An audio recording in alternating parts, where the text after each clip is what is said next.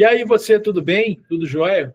Você já teve aquela situação com o seu paciente no consultório, em que aqueles pacientes assim que você mal conversa, mal explica, simplesmente foca em fazer o que você tem que fazer, senta para fazer, faz da melhor maneira que você pode, porque você é uma pessoa comprometida por entregar um resultado sério, um resultado bacana e tudo mais, mas no dia seguinte o paciente tem dor, no dia seguinte o paciente tem desconforto, no dia seguinte o paciente tem uma complicação que você não estava esperando e que te deixa até com a pulga atrás da orelha pensando assim, caramba, mas eu fiz tudo tão direitinho, eu fiz tudo tão bacaninha, eu fiz tudo tão dentro do protocolo, tão dentro da técnica, que será que aconteceu? Você já teve dessa situação? Você já teve, doutora Adriana? Já aconteceu. Já muito aconteceu. Curioso.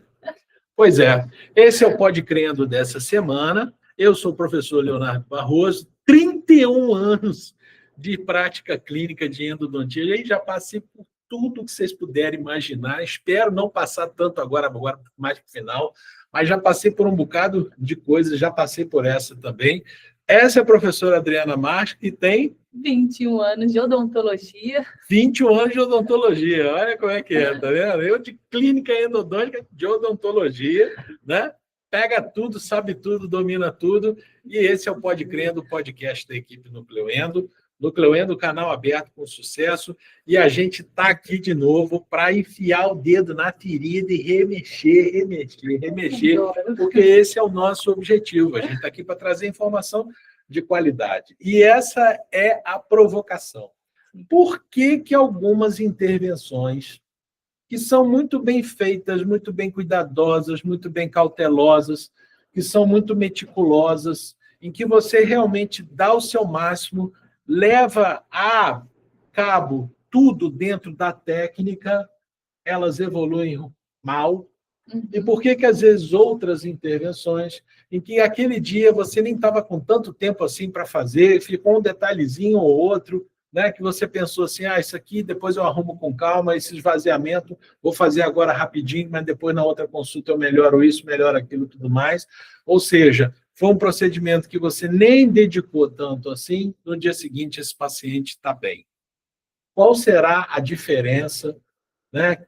Qual será o desfecho, o que está impactando o desfecho dessas duas situações?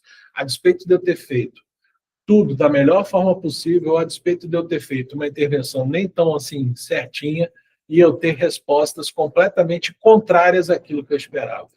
Quando você fala que está gravando um podcast para falar dos bastidores, tá aí, você fazendo a ferro e fogo. Realmente esse é o bastidor, é a gente ansiosa no outro dia, porque está o paciente, né, no celular, deixando a gente ali né, preocupado porque ele está com dor, ou o bastidor daquele, nossa senhora, eu não consegui me dedicar tanto aqui, eu preocupada no meu bastidor, se vai dar tudo certo, quando vê, deu. Né? Realmente está aí o Pode Crendo chegando com os bastidores da odontologia. Qual a pergunta deste Pode Crendo? Sabe qual a pergunta deste Pode Crendo? Sabe qual é a pergunta? A pergunta é: como a comunicação clara, acolhedora e estratégica pode impactar os seus resultados do consultório, doutora? Porque a gente precisa entender uma coisa muito importante. Consultório é relacionamento. Total. Relacionamento. Se você tem um bom relacionamento com seus clientes, naturalmente você vai perceber que as respostas fisiológicas vão ser positivas, e eu vou provar isso para vocês daqui a pouco. E, naturalmente, o bom relacionamento com os clientes impacta no resultado financeiro do seu consultório, porque clientes satisfeitos indicam para outros clientes, e você atrai mais clientes. E quanto melhor você aprimora suas habilidades de relacionamento, também na sua habilidade técnica, também no seu consultório, mais clientes você traz. Então, veja bem, Adriano, a vida profissional nossa, ela precisa ser compreendida como dois braços. Eu tenho um braço técnico, que é o braço do desenvolvimento científico e de treinamento. Eu preciso evoluir do ponto de vista teórico da base científica e me desenvolver do ponto de vista do treinamento, melhorar a minha capacidade de implementar mais e mais recursos, né? E, enfim, usar melhor a técnica. Mas um outro braço fundamental, que é o braço, um dos braços, né? O outro braço que vai trazer também a clientela sustentável ao longo do tempo, e a clientela e o movimento financeiro que você espera, que você almeja, que você deseja para o seu consultório, é você se desenvolver do ponto de vista das qualidades pessoais, da qualidade dos seus traços de personalidade. Veja bem, cada um é de um jeito, é verdade, cada um é de um jeito, mas existem traços de qualidade, de personalidade, que são importantes a gente desenvolver, para a gente ter boas relações com os nossos clientes. Então, eu preciso me desenvolver no lado profissional, eu preciso me desenvolver no lado pessoal. Me tornar uma pessoa com uma inteligência emocional melhor, uma inteligência relacional mais treinada, mais desenvolvida, para que eu consiga criar vínculos importantes com os meus pacientes, especialmente vínculos de confiança. Ah, mas você está chutando. Não, não estou chutando. Eu vou falar para vocês sobre uma ciência chamada PNIE. O que é PNIE? Quase um trava-língua. Uhum. Psiconeuroimunoendocrinologia. O que é a psiconeuroimunoendocrinologia? É a ciência que vai explicar a comunicação propriamente dita entre corpo e mente. Corpo e mente são um conjunto único e um influencia o outro o tempo todo. O corpo, as reações fisiológicas influenciam na parte emocional, sim, porque quem está experimentando uma diarreia ou quem está no estado gripal não pode estar feliz, não pode estar satisfeito com a vida, né? Está experimentando um lado emocional limitante. E uma condição mental influencia no corpo. Eu sei que existem pessoas, doenças, etc. e tal, que estão profundamente associadas à questão emocional. Hoje em dia, a medicina psicossomática é algo que todo mundo aceita, né? Uhum. O quanto está relacionado com doenças autoimunes, com depressão, com ansiedade, impacto que a depressão, que a ansiedade, impacto, né, que essas programações mentais têm sobre o nosso corpo, né? O estresse, o burnout, né, a estafa, etc. e tal, o impacto que isso tem no nosso corpo, todo mundo aceita, né? É uma coisa que hoje em dia as pessoas conseguem compreender. Então, a medicina psicossomática evoluiu para esse campo do conhecimento chamada psiconeuroimunoendocrinologia, que ela vai mostrar para a gente, na verdade, como que os nossos pensamentos influenciam e sentimentos, né, as nossas emoções, elas vão influenciar na nossa parte hormonal e na nossa parte imunitária. E o quanto isso impacta nas nossas funções fisiológicas. Ok? Então, isso é muito importante e a gente compreender. Muito bom. Mas antes de entregar, pois é. Galera, antes de entregar aquilo que a gente tem para entregar para vocês hoje, né, eu vou fazer aqui as palavras de um grande amigo meu que disse para mim o seguinte: que você dá um passo em direção a Deus e ele dá o restante, né? Mas você tem que dar o primeiro passo. Então, pegando essa metáfora e trazendo para a gente aqui, para a gente poder entregar o que a gente tem que entregar, você tem que dar o primeiro passo. Ajuda a gente. Passos. São 3 passos, na verdade, que não vai te tomar nem 1 minuto. Acho que nem 30 segundos vai tomar do seu tempo. Primeiro passo é já chega curtindo. Se você já chega curtindo, você já treina o teu cérebro para prestar atenção nas coisas boas e não no microfone que eventualmente cai ou na mesa que balança. Tá? Segunda coisa, compartilha com alguém que vier na sua lembrança agora. Tudo que você está ouvindo, que você está vendo a gente conversar, a gente discutir aqui, poxa, fulano precisava ouvir isso, Beltrano precisava ouvir isso, encaminha para essa pessoa, até como um sinal de você mostrar para a pessoa, olha, lembrei de você, uma informação legal, importante aqui para você. E a terceira regra qual é, doutora Adriana? Por gentileza, esclareça. Faça um comentário, escreve aí para a gente, deixa um comentário. Deixa um comentário, engaja com a gente aqui, diz para a gente se já aconteceu isso com você, de você ter feito tudo certinho. Me lembrei de uma amiga agora, muitos anos atrás, que eu entrei no consultório dela e ela estava chorando. E ela falando assim para mim, poxa, Barroso, eu faço tudo tão direitinho, faço tudo tão certinho, por que isso aconteceu comigo? Né? Se você já passou por situações semelhantes a essa, presta atenção nisso que a gente vai falar, que a gente está falando com você agora, e diz para a gente se você já passou por uma situação, se você já passou por uma situação semelhante a essa. Então, vamos lá, voltando na psiconeuroimuno e endocrinologia. Tudo tem a ver, pessoal, com a questão do estresse. Tudo tem a ver, né? A parte do endócrino tem a ver com a questão do cortisol.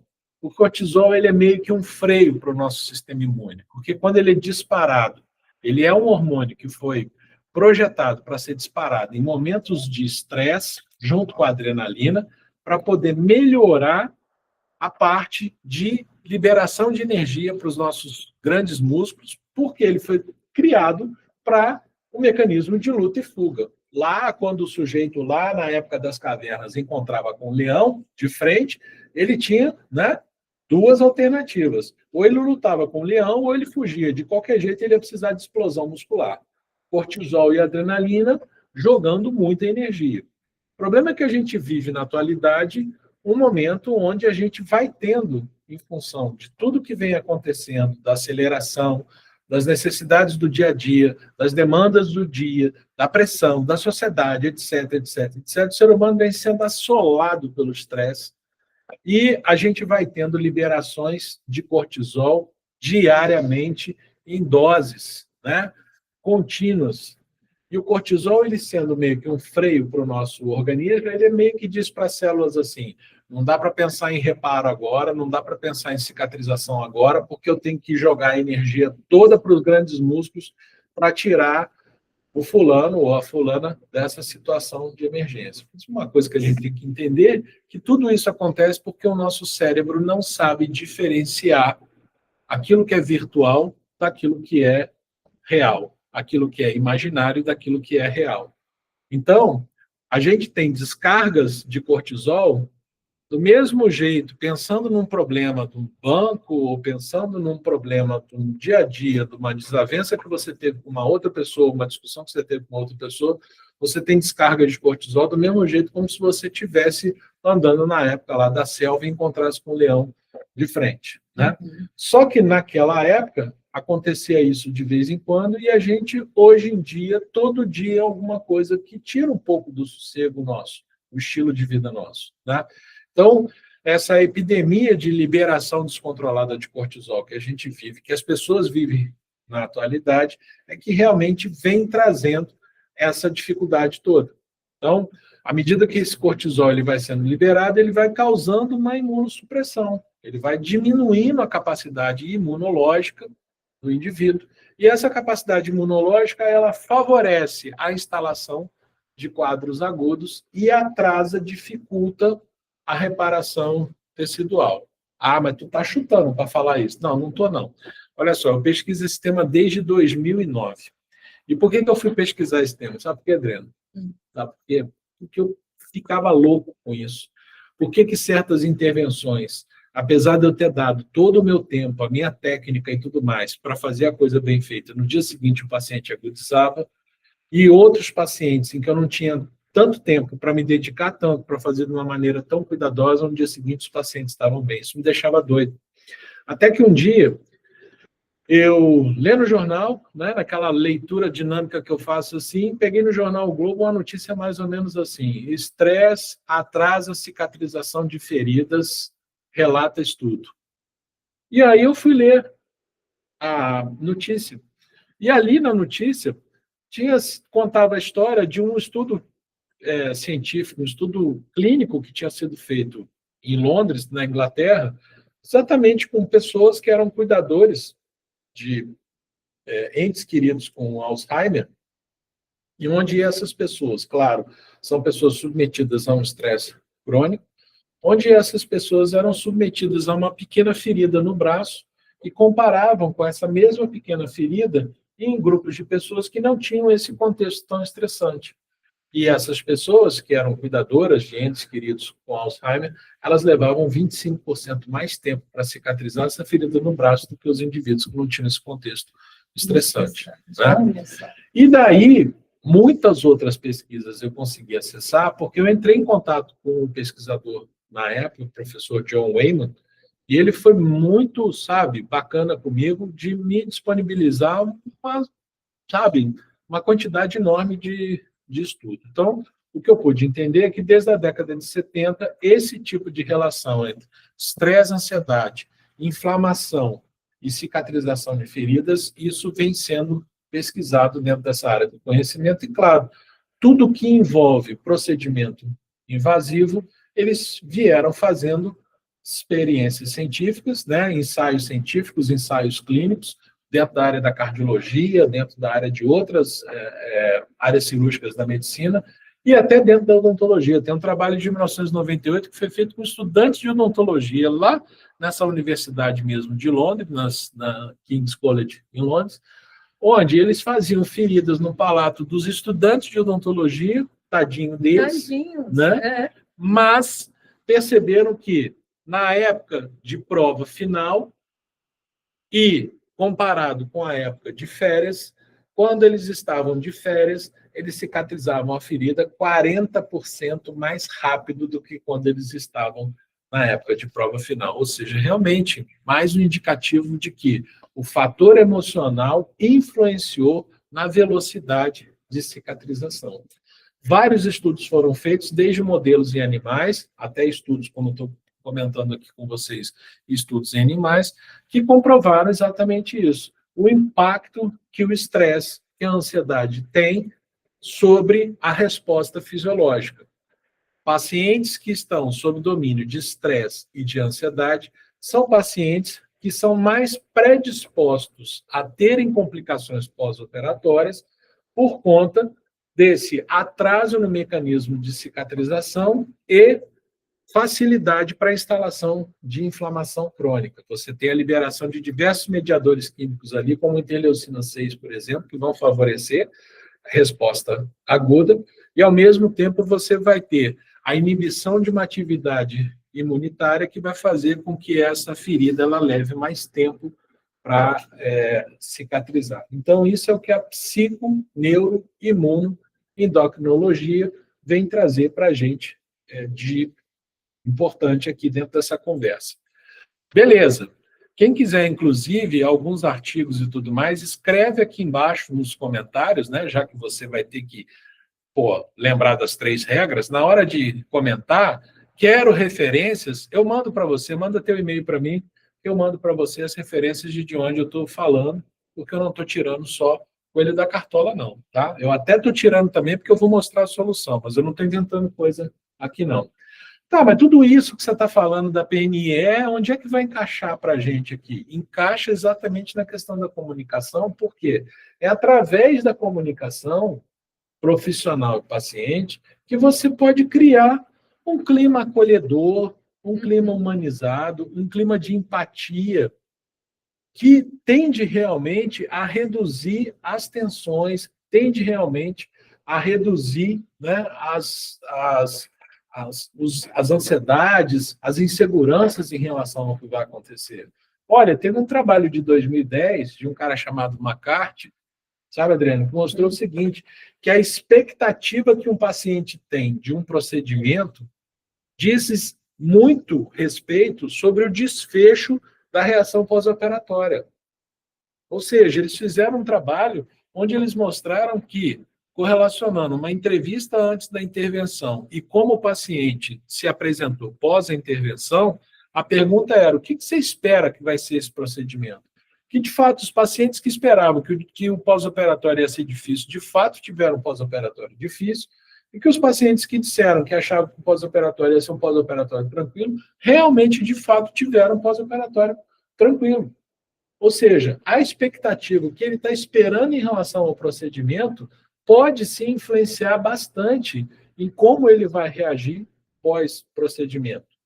Então, se você consegue ter uma conversa assertiva, clara, com ele, explicar o que vai acontecer, eliminar as dúvidas dele, eliminar as objeções dele, fazer ele entender, ele compreender o que vai acontecer com ele e tudo mais, quais são os riscos, qual é a possibilidade de sucesso e tudo mais. Enfim, você dá uma mapeada com ele e fazer ele se sentir à vontade para colocar as dúvidas dele e tudo mais, isso vai impactar demais o desfecho de pós-operatório que esse paciente vai trazer. Mais uma pesquisa feita dentro dessa área, da PNIE.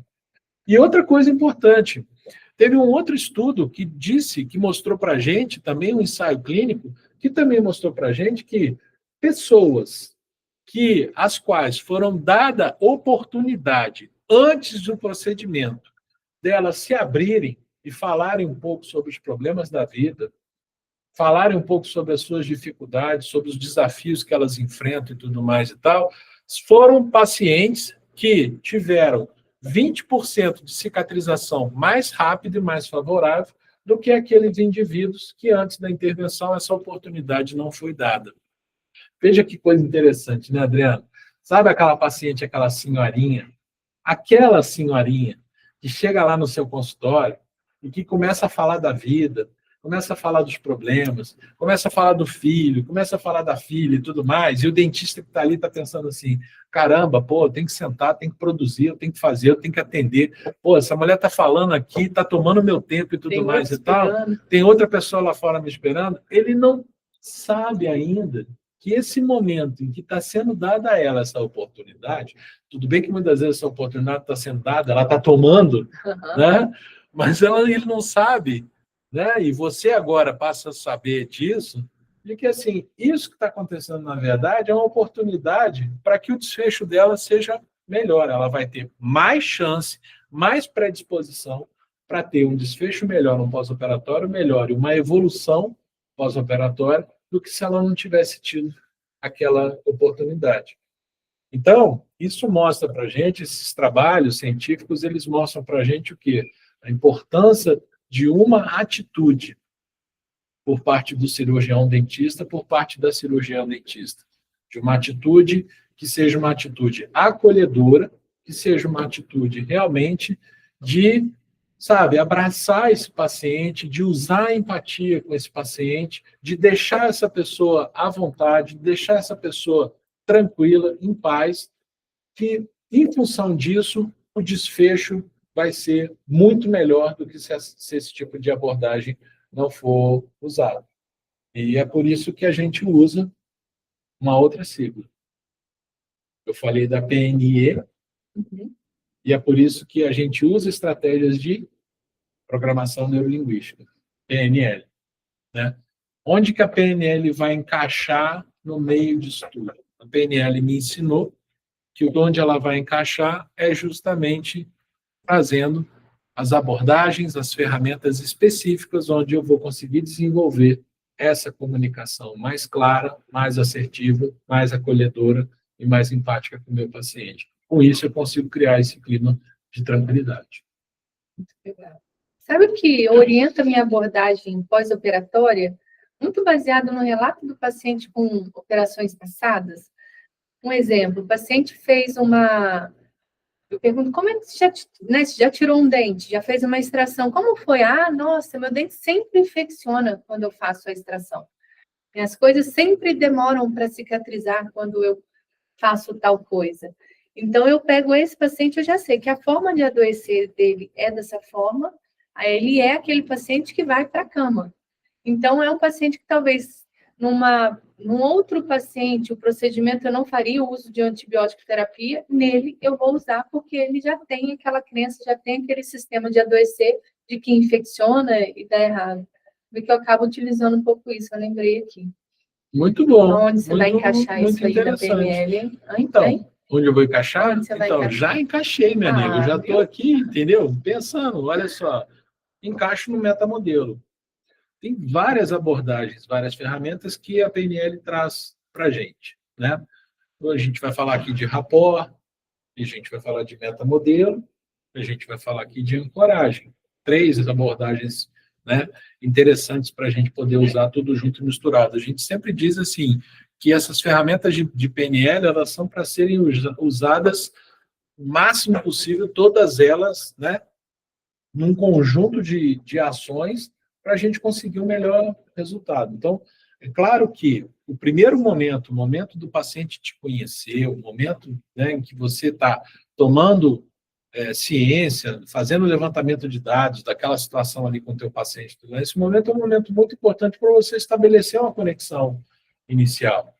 E essa primeira conexão a gente chama de rapport, né? Você estabelecer um bom rapport, uma boa conexão, uma boa ponte, porque o rapport ele vai garantir o quê? Uma autoridade, não uma autoridade arrogante, mas uma autoridade no sentido de que o paciente percebe que você domina o que você está dizendo e que ele pode confiar em você porque você tem experiência, tem vivência, tem estudo, tem conhecimento daquilo que está sendo dito. E isso você não precisa ficar falando de você. Basta você fazer isso com a sua atitude.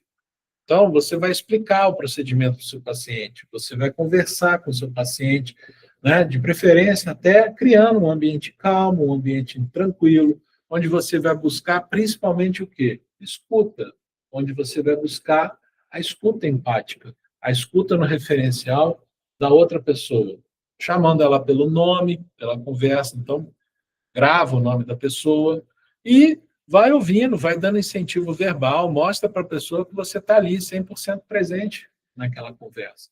Mas nessa conversa, muitas vezes, ele está te falando coisas e você está prestando atenção ali no que ele está te falando, exatamente como isso. Ele está fazendo um fenômeno, que é um fenômeno que a gente faz todo dia. Aliás, a gente faz 3 fenômenos na nossa linguagem todos os dias, que é o quê? Ou a gente distorce, ou a gente omite, ou a gente generaliza. Né? Aí ele generaliza, eu sempre infecciono quando eu faço esse tipo de procedimento. Eu sempre tenho complicação nesse tipo de procedimento. Né? O que é metamodelar? Metamodelar é um termo técnico para você fazer perguntas que procurem fazer com que o indivíduo pense sobre o que ele está falando.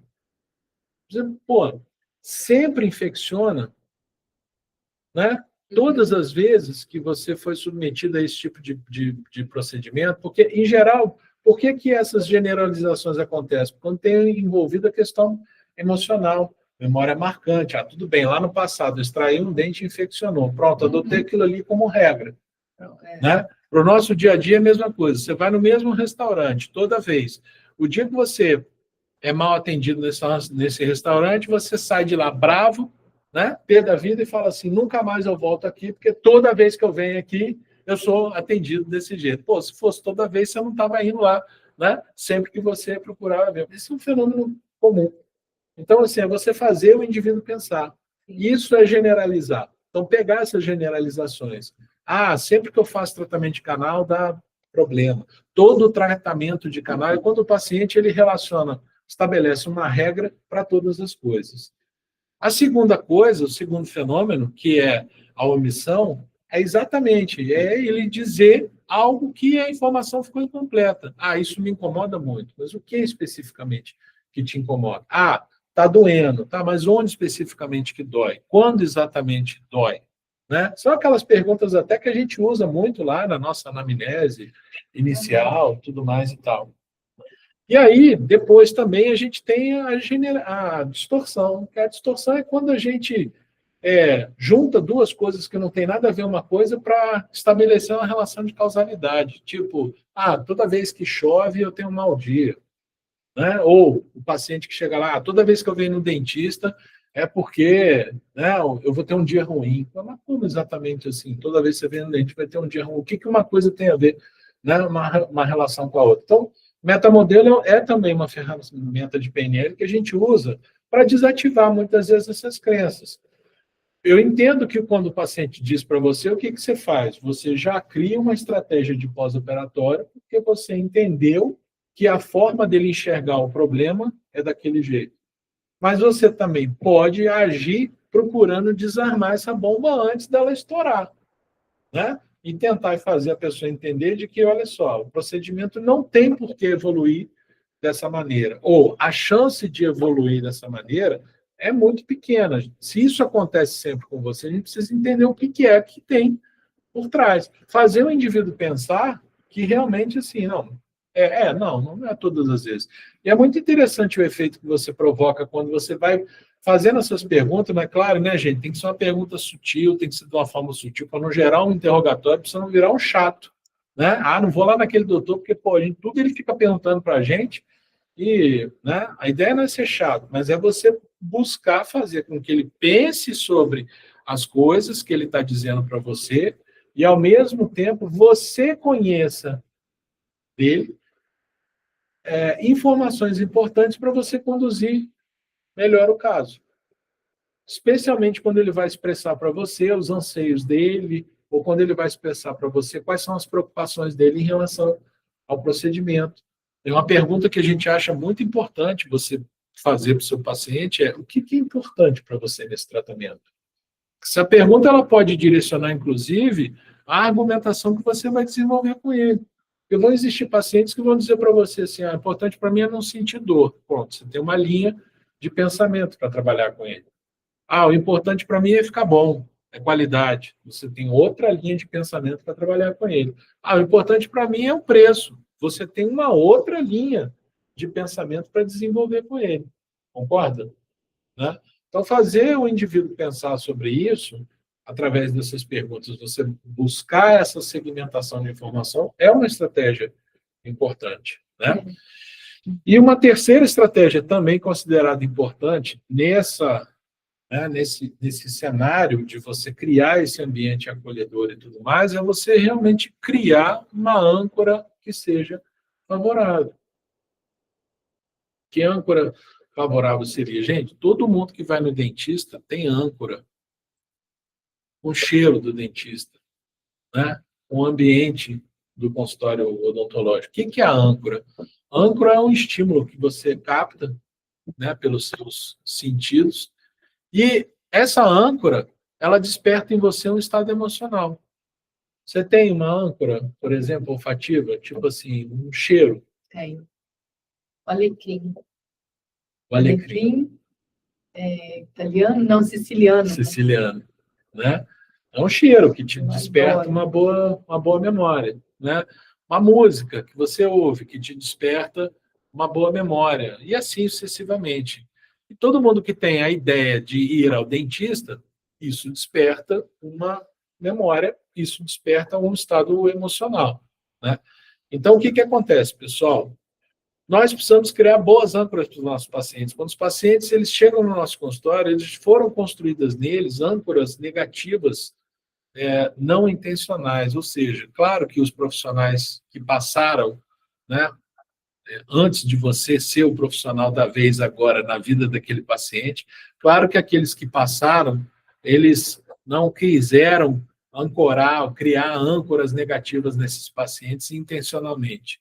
Mas essas âncoras foram criadas. E você quer ver uma âncora muito comum nos consultórios odontológicos? O ruído da alta rotação. Né? Tem paciente que só de ouvir o barulho da alta rotação, ele na hora ele já faz daquela cara de dor, né? Fala assim, tá doendo? Não, mas eu estou sentindo que vai doer. Às vezes o paciente está sentado lá na sala de espera e está ouvindo barulho e a pessoa já está numa tensão ali na sala de espera, só porque está ouvindo o barulho da alta rotação. Agora, por que esses indivíduos têm essa âncora? Sentem o medo ou sentem a quase sensação de dor quando ouvem o barulho da alta rotação? Porque no passado já foram expostos ao estímulo de ouvir o barulho e ter a sensação dolorosa. Sim. Então, o sistema nervoso ele faz uma associação entre ambos os estímulos e cria exatamente isso que a gente está dizendo, um condicionamento chamado âncora. Então, é como se o indivíduo, se o sistema nervoso central criasse uma generalização que dissesse assim, toda vez que eu ouço esse barulho, eu tenho essa sensação. Toda vez que eu sinto esse cheiro, eu tenho essa sensação. Toda vez que eu ouço essa palavra, eu tenho essa emoção. Então, vejam bem, quanta coisa importante a gente pode estar falando aqui, inclusive para ajudar você a se reprogramar mentalmente. Porque se existem palavras que despertam em você estados emocionais positivos e palavras que despertam em você estados emocionais negativos, é bom que você escolha bem as suas palavras, né? Para você e para o outro. Então, ancorar bem o paciente. Então, eu sempre costumo dizer que, assim, escolher bem as palavras é importante, mas escolher a atitude é o fundamental da história. Dentro da programação neurolinguística, a gente sabe que na comunicação assertiva, ela é distribuída em 7% da comunicação é atribuída às palavras. 33% é atribuído a tom de voz e 55% à linguagem corporal. Ou seja, isso significa dizer o quê? Que 93% da comunicação é percebida a partir da linguagem corporal, do não verbal. 7% só são as palavras. Ou seja, eu posso escolher ótimas palavras. Se eu mostrar minimamente uma alteração no meu tom de voz ou uma diferença na minha postura, na minha linguagem corporal, essa comunicação ou ela sai incongruente ou ela sai completamente sem sentido. Sim. É uma coisa também que eu faço para esse paciente, por exemplo, que acho que vai aí ao encontro, estou dando o exemplo da cirurgia, da extração. Sim. Aí eu vou abrindo, tudo que eu estou abrindo, eu vou abrindo e vou mostrando o grau cirúrgico. Ó, tá vendo? Aqui está limpinho, esterilizado direitinho. Vou fazendo essa abertura das coisas que deveriam, né, que devem estar estéreis. Eu vou fazendo isso na frente para reforçar, tá vendo? Porque ele já tem a preocupação de infeccionar. A gente sabe que na cabeça dele ele acha que o dente está infeccionado, aí o pós-cirúrgico vai infectar, vai continuar infeccionado. Então, eu vou fazendo isso o tempo inteiro, mostrando coisas assim, a minha caneta de alta rotação, minha seringa tríplice, aonde eu pego, tá com aquele kit, tudo muito limpinho, esterilizado também, eu vou mostrando isso para o paciente. E isso é uma estratégia muito eficiente, né? Porque o que ela vai fazendo? O que a Adriana vai fazendo é baseado na escuta, no que ela ouviu do paciente, que era a preocupação dele, ela desenvolve toda uma conduta e todo um discurso para ir cada vez mais desensibilizando aquela ideia que está na cabeça dele. Se a preocupação dele é infeccionar e tudo mais, então eu vou mostrar para ele o quanto eu sou cuidadosa com a questão da cadeia séptica, quanto eu sou cuidadosa em relação à biossegurança, vou mostrar o quanto eu sou cuidadosa em prescrever um antibiótico para ele no final, que realmente eu quero abraçar aquela apreensão que ele colocou no início da consulta aqui para mim, de todos os lados, para que ele tenha uma evolução. Isso para quê? No final das contas, é para quê? O paciente se sentir o quê? Seguro. Sim. Me senti seguro com a doutora Adriana. Realmente eu fui lá, nossa, foi a primeira vez que meu dente não infeccionou, que eu não tive um problema. Mas também ela é muito cuidadosa, porque ela me mostrou isso, ela me mostrou aquilo, não, né? Quer dizer, houve toda ali uma estratégia no entorno e no desenvolvimento das coisas para poder realmente ir desarmando essa objeção, essa bomba que está na cabeça da pessoa, né? E isso, pessoal, é que é o interessante da história. Se você não dedica tempo suficiente para desarmar o que eventualmente é a ideia que está na cabeça do seu paciente, ele vai acabar produzindo esse desfecho, a despeito do quão cuidadoso ou a despeito do quão, sabe, tecnológico e ultra moderno o seu procedimento tenha sido, a evolução fisiológica vai tender a ser de acordo com aquilo que está na mente do paciente. É por isso que a gente precisa se dedicar realmente a criar essa comunicação, e como a Adriana está falando bem, não é só a comunicação prévia na consulta inicial, mas é a comunicação toda ao longo de toda o tratamento, de todas as etapas do tratamento, essa comunicação que vai acontecendo ali, onde você vai demonstrando e vai reforçando os pontos fortes baseados naquilo que ele mostrou de apreensão de ansiedade, você vai mostrando o outro lado para ele, e que vai também demonstrando para essa pessoa o quão atencioso ou atenciosa, o quão cuidadoso ou cuidadosa você está sendo com aquilo que ele no início colocou que era a fragilidade dele, que era a preocupação dele. Tudo isso vai fazendo. Ou seja, a gente vai lançando mão de atitudes e de uma forma de se comunicar que aos poucos a gente vai influenciando o sistema nervoso, e a gente vai influenciando as crenças, as convicções, a gente vai influenciando a psique desse indivíduo e, em última etapa, as reações fisiológicas desse indivíduo são impactadas pelas nossas atitudes, pelas nossas palavras, né?